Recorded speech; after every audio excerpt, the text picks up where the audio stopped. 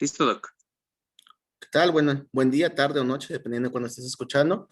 Soy el doctor Fernando Ron Martínez Aguilar. Aún hoy, 23 de febrero, soy R3 de Medicina de Urgencias, ya próximo a la titulación. Vamos a hablar de un tema que en mi opinión no era tan común en el ENARM, pero pues comentando con el doctor Oscar, parece que ya lo están empezando a tocar un poquito más.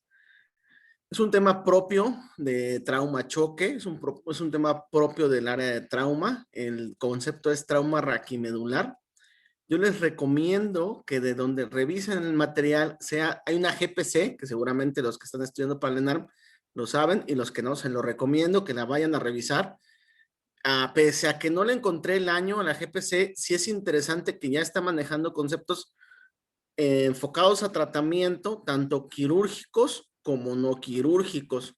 Como urgenciólogo, no me compete realmente hablar de los quirúrgicos. Y finalmente la TLS, aunque obviamente solamente venirles a hablar de la TLS, pues sí sería un poquito corto, muy corto para lo que tal vez ustedes aspiran. Pero bueno, sin más preámbulo, la exposición está sencilla, pero tiene muchos conceptos que me gustaría para fines ENARM no los tomaran en cuenta. Es para fines el tema como tal. Ya les iré aclarando. Por ejemplo, arrancando con el tema, estas generalidades son muy importantes. Estos son motivo de que te puedan preguntar algo. Por ejemplo, un 5% de los pacientes que tienen traumatismo cráneoencefálico pueden tener trauma raquimedular no identificado, pero un 25% de los que tienen un trauma raquimedular pueden tener un TCE leve, ¿ok? Entonces eso es muy importante porque hay una asociación directa. ¿Y cuál es esta? El mecanismo de lesión. ¿Qué quiere decir esto? Que si ustedes tienen un mecanismo de lesión de alto impacto, por ejemplo, una caída de más de 6 metros, entonces este mecanismo de lesión de alto impacto pudiera condicionar alguna de estas dos patologías.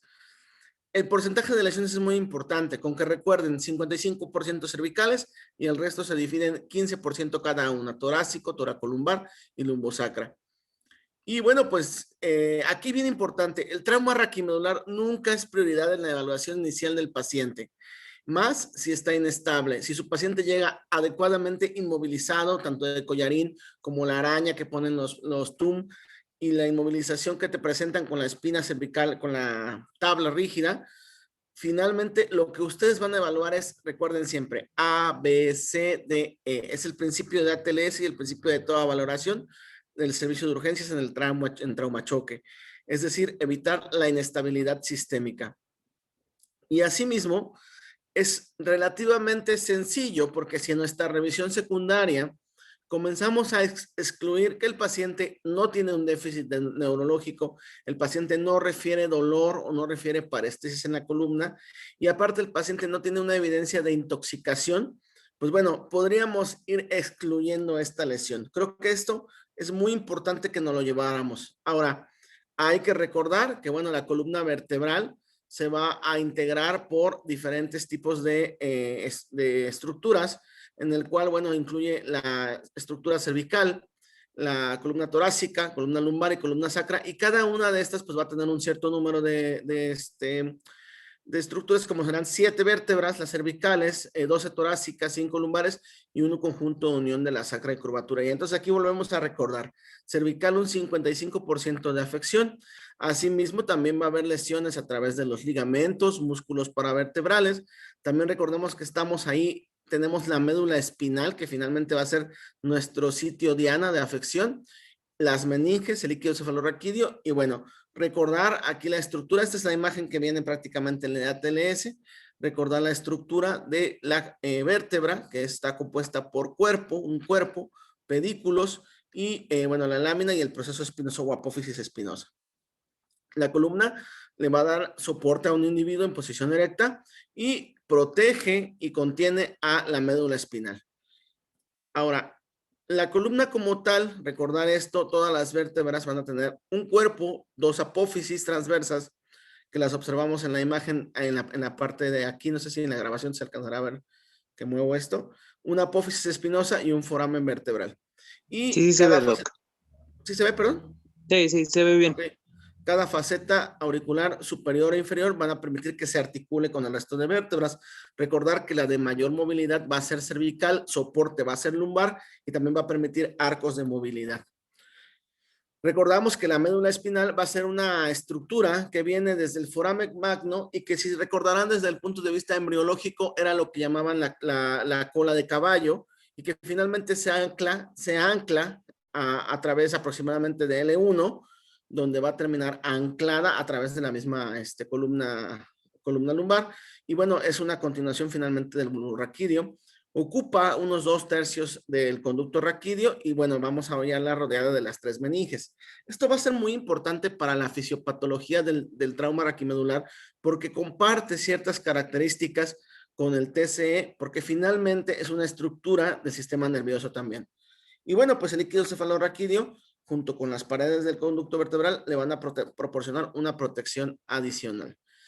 Por lo tanto, en la médula vamos a tener también segmentos cervicales, segmentos dorsales, segmentos lumbares, sacros y coccygios, que van a estar en números par, similar al número de columnas vertebrales que vamos a, de columnas de la columna que vamos a tener. Ahora, finalmente, aquí también es importante comentar que vamos a tener dos tipos de conducciones a través de la columna de la médula espinal. Este conducto del sistema nervioso central va a llevar impulsos a todos los pares de nervios raquídeos y va a haber dos vías, aferente y eferente. La aferente va a ser aquella que nos va a dar sensaciones sensitivas en tronco, cuello, extremidades, y la eferente, bueno, principalmente se va a ir hacia el cerebro y va a determinar los impulsos que mueven el tronco, el cuello y las demás extremidades como tal. Ahora, ¿qué es el trauma raquimedular? El trauma raquimedular se define como aquella lesión traumática que afecta las diferentes estructuras. Por eso les comentaba que había que tener en cuenta la porción anatómica de toda la columna como tal vertebral a cualquiera de sus niveles, llámese cartílago, músculo, vaso, meninges o incluso la médula.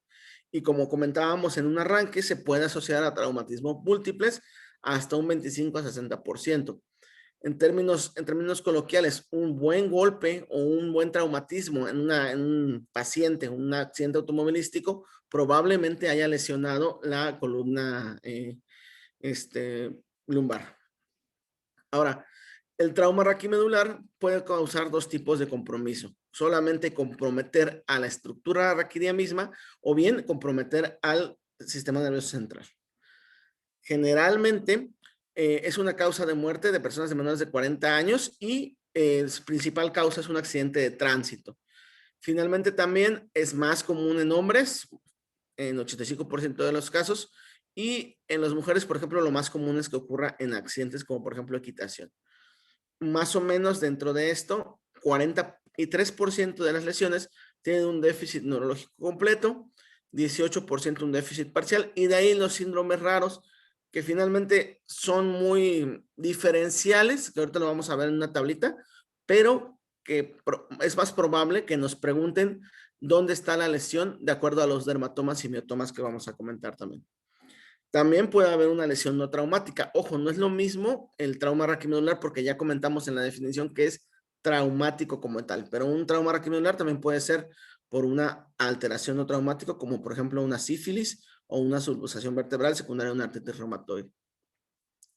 Es bien importante que entendamos estos conceptos. Como les comentaba, generalmente en el ENAM no preguntan de fisiopato, pero si llegaran a preguntar, al menos en lo que considero importante del tema, es que diferencien que va a haber dos tipos de lesiones identificadas en trauma raquimedular que comparten característica con trauma craneoencefálico: lesión primaria y lesión secundaria. ¿Qué es la lesión primaria? El solo golpe, por decirlo de forma vulgar, es decir, el impacto donde cual se va a transmitir la energía mecánica hacia el resto de las estructuras de la columna vertebral. Y la lesión secundaria es la activación de todos los mecanismos fisiopatológicos que están a través del mismo, incluyendo canales sódicos, como canales iónicos como sodio, cloro, sodio, potasio, bicarbonato, cloro, por mencionar algunos, y estos, hidrógeno, por mencionar algunos, y estos finalmente van a causar un desprendimiento también de sustancias inmunológicas, sustancias vasodilatadoras, que van a causar mayor daño a nivel pues de la columna. Y bueno, también va a haber alteración de la perfusión y de la microvasculatura, y finalmente va a haber muerte celular o necrosis. ¿Qué se necesita? Una energía directa, como ya comentábamos, que va a causar una lesión primaria. También puede ser mediante una compresión persistente o una deformación, y esta lesión primaria pudiera desencadenarse en tres tipos: que sea una muerte celular inmediata, que haya una disrupción axonal, que también en cerebro se puede llamar lesión axonal difusa, y cambios vasculares progresivos. Hay 5 fases en la lesión secundaria. ¿Qué es importante de esto? Se decía, y por eso es que muchos de los, digamos, tratamientos están basados en la fisiopatología. Se decía que mientras más temprano disminuyeras el inicio de la lesión secundaria, mejor pronóstico iba a tener el paciente. ¿Y qué buscaban con eso? El esteroide, que antes estaba muy indicado y que por eso les comento, revisen la GPC, ya no lo comenta, incluso el ATLS le comenta que no hay evidencia a favor. Pues buscaban que en el tiempo, los esquemas nazis, en el tiempo de inicio de la lesión, pues se determinara o se tratara de limitar el daño. Vemos que en la fase inmediata, pues va a haber una inflamación generalizada. Esta fase puede durar de 0 a 2 horas y va a haber una hemorragia como tal de la sustancia gris. Además, va a haber necrosis celular y va a haber isquemia. Recordar que tanto en TCE, en EBC isquémico y en este proceso, los dos procesos, tanto como apoptosis como tal e isquemia como tal, van a causarse de forma interdependiente para poder llegar a causar finalmente en este proceso la isquemia. Vamos a tener una fase aguda en la cual vamos a tener un tiempo de 2 a 48 horas. En esto vienen todo lo que les comentaba hace un momento, principalmente dado por mediadores inflamatorios, excitotoxicidad, la presencia de radicales libres y una alteración en la barrera hematomedular. ¿Qué sucede? Vamos a activar excesivamente a los receptores de glutamato. Esto hace que al activarse falle el mecanismo de transporte extracelular tanto del glutamato, pero el glutamato también es una sustancia excitatoria. Entonces lo que va a suceder es que va a inhibir este tipo de canales y además va a afectar a la dendrita para que no tenga una buena permeabilidad con los canales iónicos que les comentaba previamente. También va a verse afectado por esta misma situación, se van a liberar sustancias libres o radicales libres y estos van a generar mayor lesión en las membranas celulares, contribuyendo a la muerte celular. Al estar inflamado, se pierde la permeabilidad de la barrera hematocelular, se pierde la no permeabilidad y empiezan a entrar mediadores inflamatorios. Y estos, como por ejemplo la interleucina 6, muy popular ahorita por lo de COVID, hace o atrae también otras células como son los linfocitos T, por ejemplo. Otra de las fases o las otras fases van a ser subagudas, que si se dan cuenta y regresamos acá, entonces la parte pivote serán las primeras 48 horas de la enfermedad para limitar el daño. ¿Cuál es el problema? Que realmente no tenemos un medicamento escrito en los documentos oficiales que avale el uso. ¿Qué quiere decir esto? Que a lo mejor pueden encontrar un artículo en el que sugiera que el antigangliósido es el mejor medicamento que está, o estoy inventando esto, o el tocilizumab es el mejor medicamento que pueden utilizar para aquí, para el trauma raquimedular, porque ya hicieron estudios, pero mientras no esté escrito en las GPC y en los lugares oficiales, como por ejemplo en este caso ATLS, no lo toman en cuenta para fines de examen nacional. Ahora, la fase subaguda, de 2 días a 2 semanas, hay una fase de renovación, hay una fase en la cual el astrocito va a tender a, pues, tratar de cicatrizar para regenerar al axón. Y después de las 2 semanas, pues esto trata ya de como tal de madurar, pero bueno, puede llegar a ser insuficiente y puede no recuperar significativamente la función de estos pacientes. Y en la fase crónica, pues la lesión se madura y se estabiliza y bueno, puede pasar que se produzca una disfunción sin ya no estar una lesión estática. Hay que recordar que puede haber varios mecanismos de lesión. Puede ser, como ya estábamos comentando, la contusión como tal, una compresión, una rotación como tal o una distracción, que es el movimiento, por ejemplo, de tipo latigazo. Los sitios más frecuentes donde se da la lesión, ya estábamos comentando, es cervical, pero específicamente C5, C6, C7, a nivel de las uniones toracolumbares como este T11, T2 y L1, y a nivel de las cervicales altas, principalmente es donde vamos a encontrar mayor tipo de lesión. Las lesiones se pueden clasificar según el tipo de lesión, como directa o indirecta, como puede ser directa, un golpe o una herida penetrante, e indirecta por los mecanismos que ya habíamos dicho previamente. Y también puede haber lesiones que comprometan a nivel neurológico.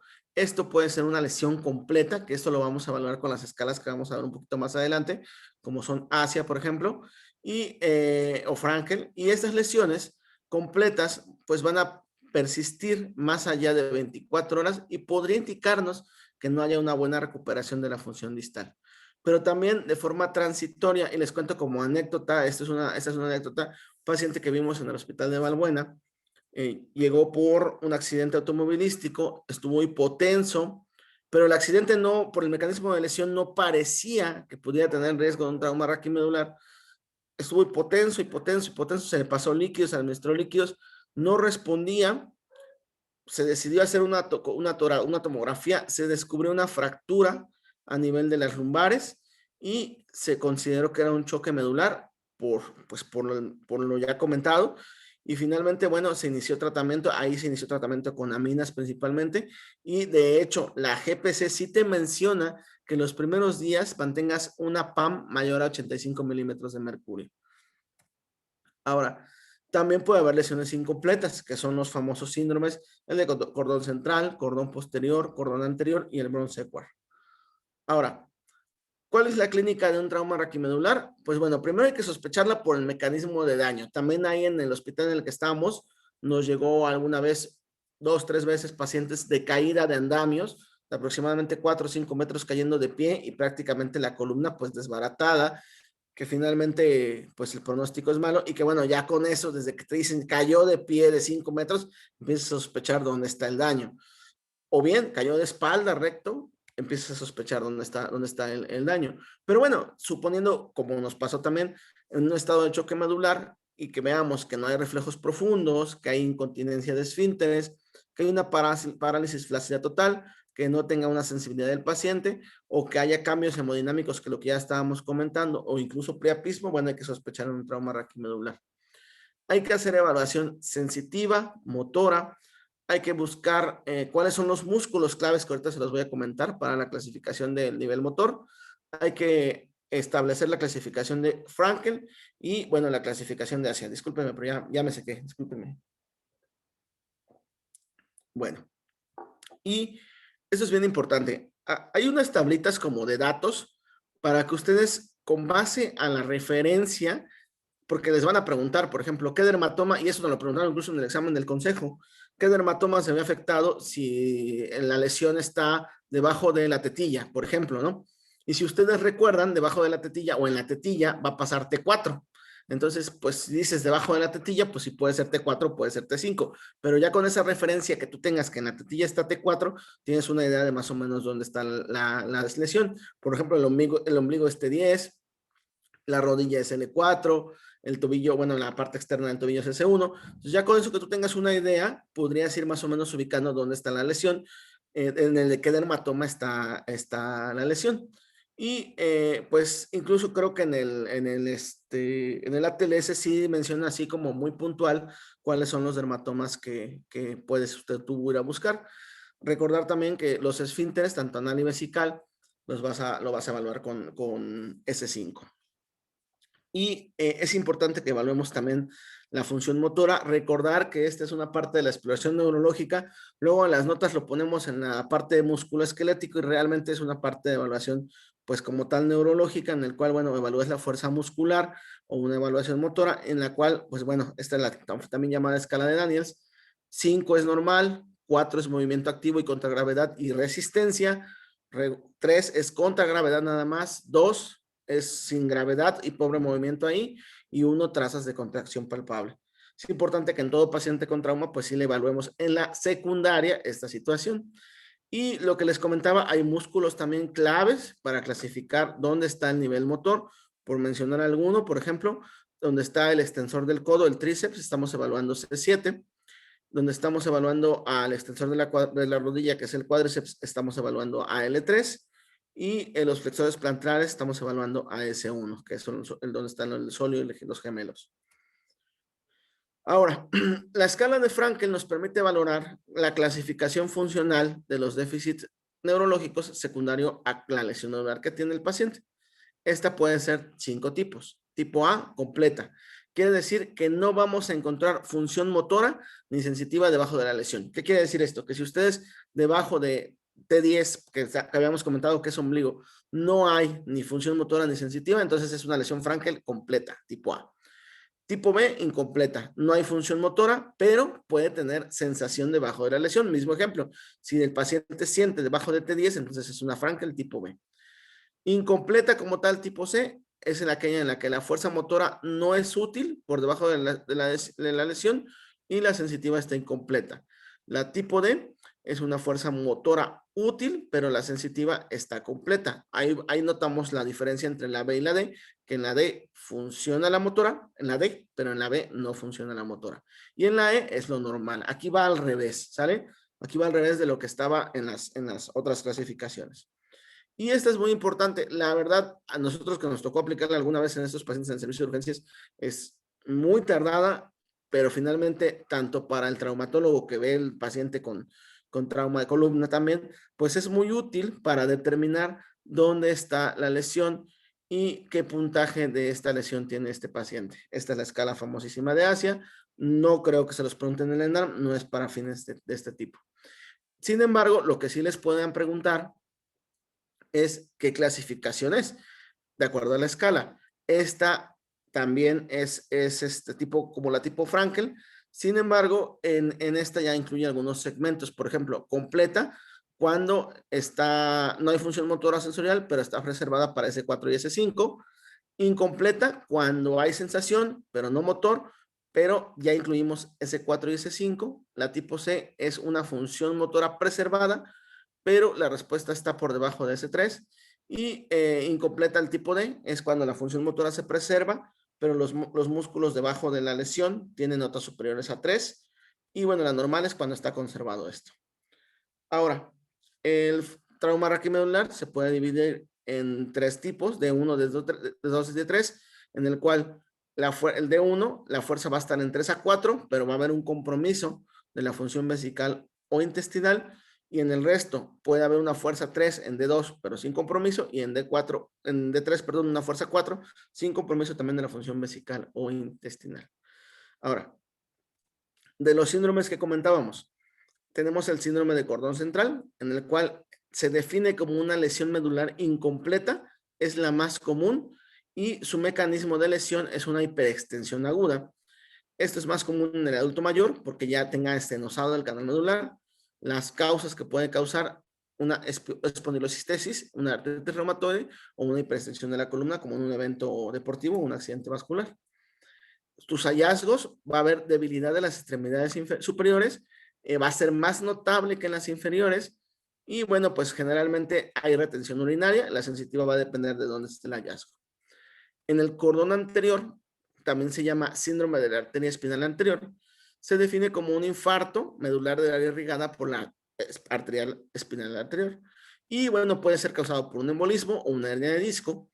Esta se va a hallar por encima generalmente de C7 y ojo, causa paraplegia y cuadriplegia.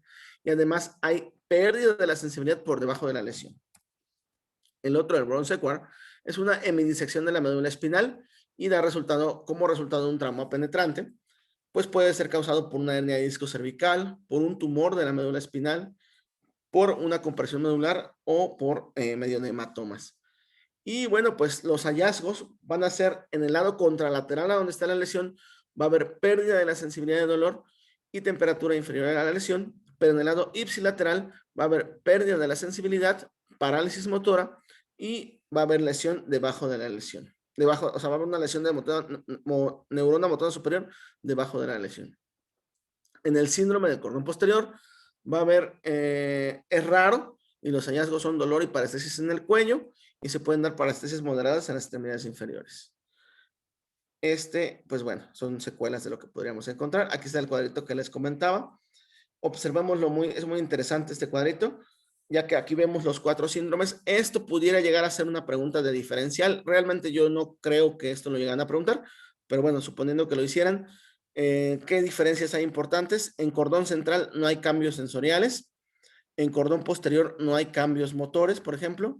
Y en cordón anterior está prácticamente arrefléctico. Los reflejos, vale la redundancia. Y en cordón posterior también los reflejos son profundamente alterados.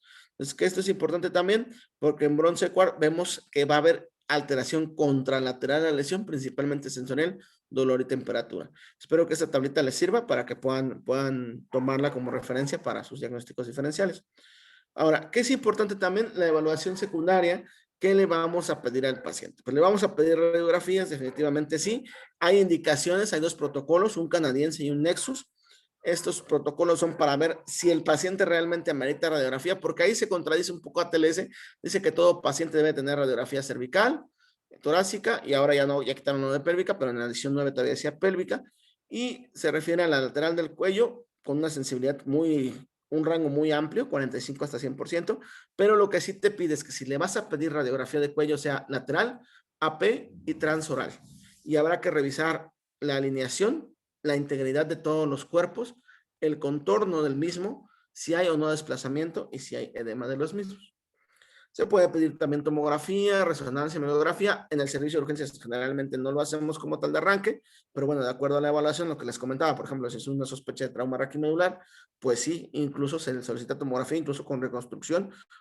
Al menos en el hospital que tenemos no tenemos resonancia, pero pues sí la tomografía lo más posible fina que se pueda. Y bueno, pues aquí lo que quiero también es que vean estos dos esquemas. Vienen sacados prácticamente del ATLS. Es bien importante que lo tomen en cuenta. Uno es el Canadian Spin Rule y el otro es el Nexus que les comentaba. El Canadian es, el paciente está con un Glasgow de 15, sí, entonces aplicamos. Es mayor de 65 años, tiene un mecanismo peligroso por el cual se le lesionó o tiene parestesias en las extremidades, sí, entonces hay que hacerle la radiografía. ¿Cuáles son mecanismos peligrosos? Una caída de mayor de 1 metro, mayor de 5 escaleras, una lesión de un vehículo de motor a mayor de 100 kilómetros por hora, ya sea que haya salido eyectado, por ejemplo, una colisión con bicicleta, son lesiones de alto riesgo, y cualquiera de estas tres ya nos obligan a hacer la radiografía. Si no, volvemos a hacer preguntas. ¿El paciente tiene bajo riesgo? Si el paciente tiene bajo riesgo, por ejemplo, que no tenga un lugar donde está en el área de urgencias, que el paciente no tenga dolor o que no tenga dolor en el área cervical, pues entonces, si ninguna de estas respuestas es no, le vamos a hacer radiografía. Si es sí, le pedimos al paciente que con él mismo él mueva el cuello hacia la izquierda y hacia la derecha. Si lo mueve activamente y no hay ninguna molestia, no hay necesidad de radiografía. Y por la parte del Nexus, que es otro de los protocolos que también se ocupan, vamos a hacer preguntas al paciente y te da una mnemotecnia. La mnemotecnia es Nexus. Tiene deficiencia neurológica, tomó alcohol o está intoxicado, tiene lesiones extremas y bueno, no tiene un nivel alterado de conciencia o tiene dolor o tiene parestesias espinales. Alguna de esas es sí, perdón, alguna de esas es no, entonces tienes que hacerle una radiografía, ¿sale? Bueno, ahora, el tratamiento realmente de donde lo saqué es con fines en ENARM. En ENARM no pregunta dosis, no pregunta gran cosa de ese tipo, pero lo que sí nos dice la GPC, y por eso lo saqué de ahí, es si la PAM se tiene que mantener arriba de 85 a 90 en caso de choque medular mayor a 7 días, pues hay esteroide, hay gangliósido, hay esquemas, pero ninguno tiene beneficio demostrado. ¿Qué recomendamos? ¿Qué recomiendan ellos? Profilaxis con embolismo a dosis terapéuticas de la heparina de bajo peso molecular y el apoyo nutricional que se inicie lo más pronto posible. Es lo que recomienda la GPC de traumatismo raquimedular. De ahí viene el apartado de quirúrgico. Les digo, no me meto en tema quirúrgico porque no nos corresponde. Y de parte de ATLS como tal, el manual, pues trae las imágenes de movilización, cómo movilizar al paciente y prácticamente no menciona otra cosa más. Entonces, pues bueno, eso sería todo. Espero que les sirva. Si estamos en tiempo con el doc, el día que transmita, pues nos ponemos ahí para aclarar dudas y todo eso, aunque sea en chat. Y bueno, pues espero que les sirva. Doc.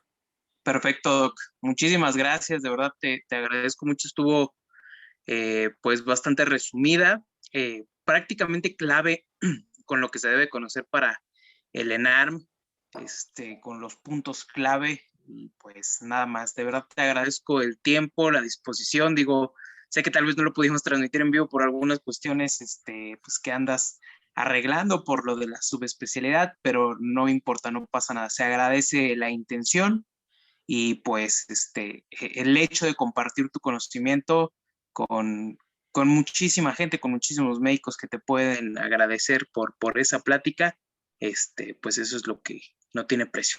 Muchas No, hombre, Doc, gracias. muchas gracias, Doc, y espero que de verdad me sirva.